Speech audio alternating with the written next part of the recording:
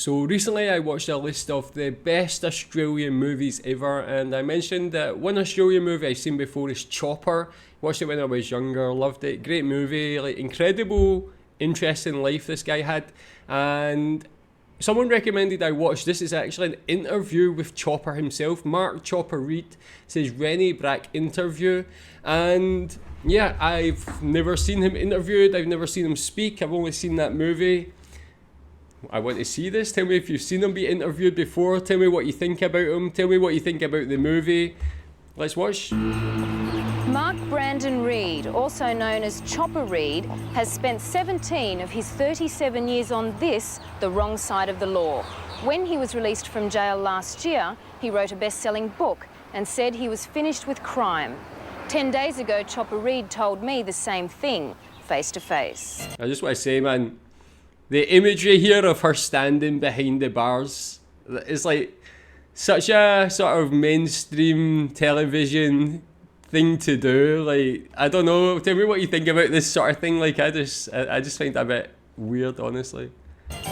I'm 37 years old now. I'm an old man. I don't do those things anymore. Those things he's referring to are a long list of ugly crimes. From petty rubbish to murder, arson, malicious wounding. Has he given up a life of crime? Just 4 days after this interview, Mark Brandon Chopper Read was once again arrested and charged, this time with attempted murder. It happened right here in Evandale, the tiny village in Tasmania that Chopper frequents to drink at the Clarendon Hotel.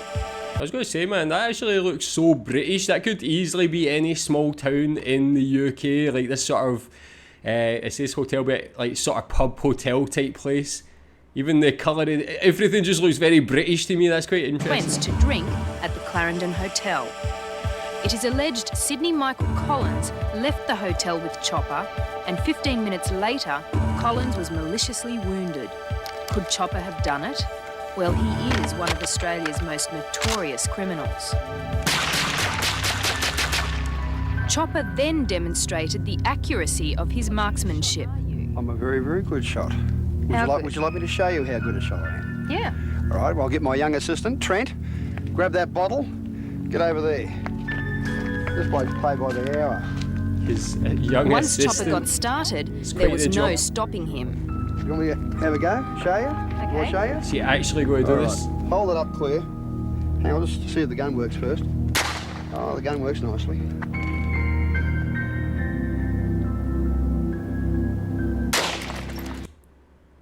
That I don't know, man. That is bloody insane, man. Like, he's just got this. This is on like for TV for some like whatever like normal TV show.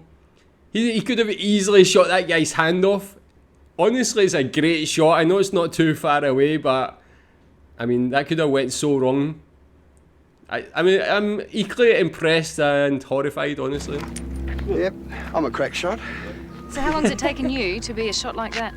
Oh, well, most of my life.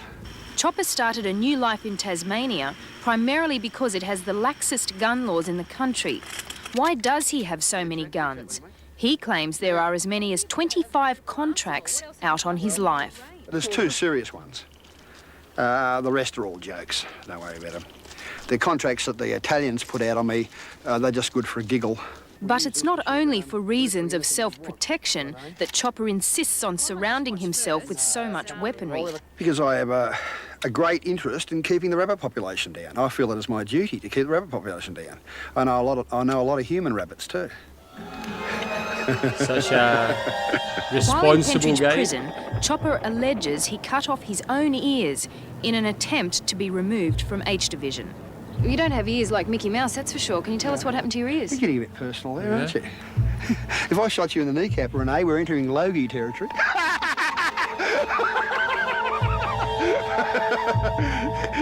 Oh, you're the only journalist that ever had a crack at my ears, you cheeky young bugger.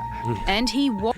I don't want to be messing about with him, man, but again, like, it seems like such an interesting character, quite jovial in a way, but like there's still that kind of sinister feeling you get from him. I mean, especially with the ears and so on. It's been a long time since I watched Chopper. Like, I need to kind of watch it again and reacquaint myself with his life. Tell me more about his life, what was interesting about it, Cheeky young in bugger. your opinion. And he was removed from H Division to hospital. Was it to prove a point to a warden? No, just to prove to get out of H Division. And then everyone else thought there was something to be gained, and they all started cutting off their ears, and a couple of characters cut off their and I bailed out of the gang. When the dicky birds start hitting the pavement, you know, I'm out. That's it for me. I'm gone, finished. When the dicky birds start hitting the pavement, he's out, man. Quite right, yeah. I can. Yet he I had can no see problem that's a cutting good, off Peacock's sensible move. toes. This was one of the tortures through which Chopper made money and a name for himself. Jeez. I always thought the removal of toes with a bolt cutter was rather humane. As I said to a mate of mine, Linus Patrick Driscoll, who was head of a group called the Toe Cutters in the late 60s and early 70s, I thought that cutting people's toes off with a bolt cutter was rather puffy. I thought it was rather effeminate. Why is that? I like a blowtorch, you know? The smell of burning flesh in the air. He Jesus, claims man. he's never tortured or murdered an innocent person. He says there was only one group he preyed upon. Scumbags, you know? Basically people I didn't like, drug dealers, heroin dealers, people who had earned their living through the sale of heroin, made a lot of money, killed a lot of people. They had no right to the money. I had no money. So bugger them. Why should I stand on the footpath with me in my hand while these oh, I shouldn't say that, should I? While these people drive past in their Mercedes coupes and wearing $20,000 Rolex watches and making a lot of money. Why should I have nothing while all these dagos and wogs and assorted, third world brown types make a fortune out of heroin? Ever thought of getting a job? Oh, no. Thought of getting a Seriously job. thought. No, I have applied for work. Yeah.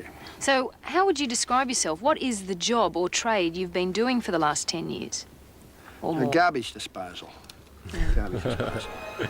Who's this interviewer as well, man? She's quite sharp, brave. I gotta say brave again. Like, he seems like he wouldn't do anything to someone who doesn't deserve it. Maybe that's naive of me, but like, if you just how quick she was, have you ever thought about getting a job? It's like a bit sarky, but straight to the point, pretty good, and he took it quite well as A well. sanitary engineer. Sanitary engineer.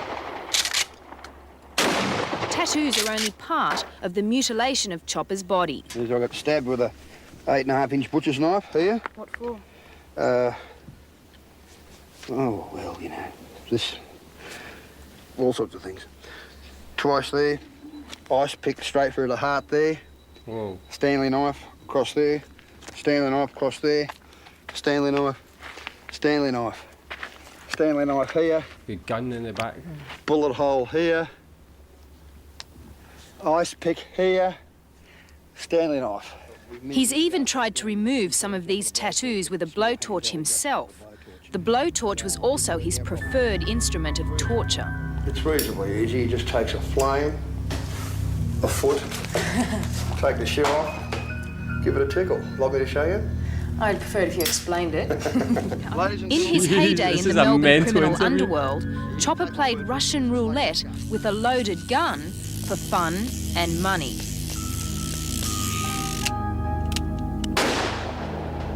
And when I told Chopper I thought he was a sociopath, not a sociopath at all.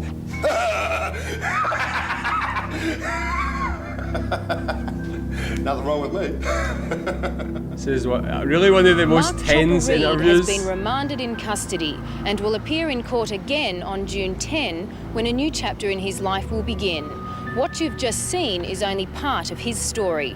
I'll bring you a full report on the life and crimes of Mark Chopper Reid at a later date. Now, Tell me when more about Renee her as Brack well. joined the team, she had yes, no Renee idea that Brack, one yeah. of her stories would make headlines on almost 200 television stations across the United States.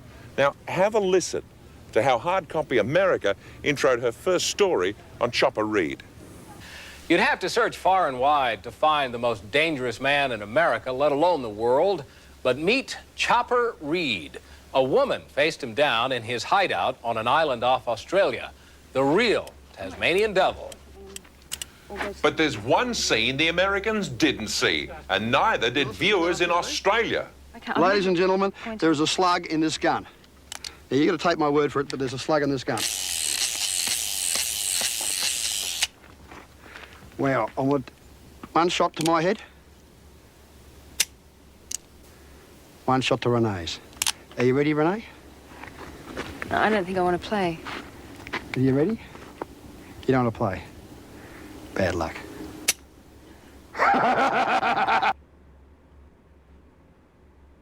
I got like chills through my body there. I don't know if he was being serious, if there was a bullet in there or not, but the manic laugh. Jesus, man, I've never seen an interview like that in my life. I've seen like those interviews where people go to prisons and talk to like murderers and stuff like that. Quite interesting to see the personalities, but he's just another level of unhinged.